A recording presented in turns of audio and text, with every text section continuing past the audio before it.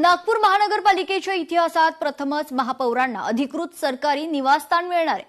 Civil lines परिसरातील शासकीय बंगल्यावर नागपूरच्या 55व्या महापौर नीता ठाकरे यांच्या नावाची पाटी लावण्यात आली असून पुढील आठवड्यात या नव्या निवासस्थानी त्या राहण्यासाठी दाखल होणार आहेत। पाहूयात।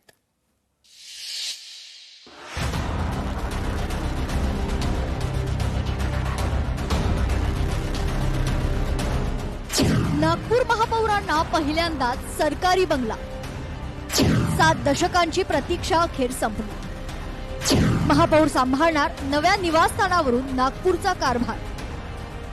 7 दशकांपूर्वी नागपूर महानगरपालिकेची स्थापना झाली असली तरी आजपर्यंत कोणत्याही महापौरांना अधिकृत सरकारी निवासस्थान मिळालं नव्हतं। पालिका आयुक्तांना स्वतंत्र निवासस्थानाची व्यवस्था होती, मात्र महापौरांना खासगी निवासस्थानातूनच प्रशासकीय कामकाज सांभाळावं लागत होतं।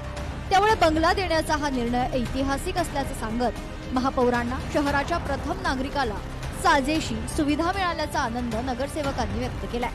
महापौरांना मिळणाऱ्या बंगल्याच्या नूतनीकरणाचं काम अंतिम टप्प्यात आहे। 3 बेडरूम, प्रशस्त हॉल, किचन, डायनिंग हॉल तसेच नागरिक आणि पाहुण्यांसाठी 2 स्वतंत्र वेटिंग रूम अशी या बंगल्याची सुविधा आहे। नागपूर नगरीच्या प्रथम महापौर सौ नीताताई ठाकरे यांना एक शासकीय बंगल्यांचं आवटन हे झालेलं आहे।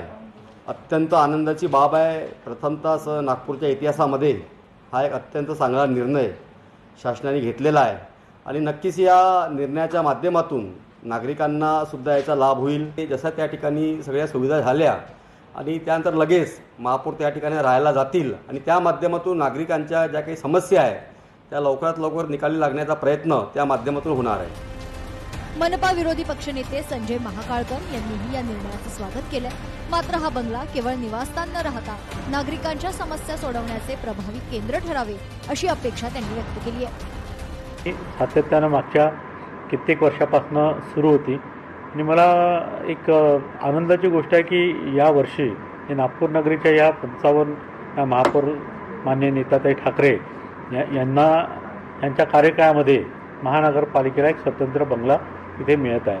परंतु हे मिळत असताना त्याचा उपयोग नागरिकांना च्याकरिता आणि ह्या शहरामध्ये नागरिकांना येणाऱ्या अडीअडचणीकरिता आपण निश्चितपणानं तिथे बसवल्या सगळ्या समस्या सोडवाल।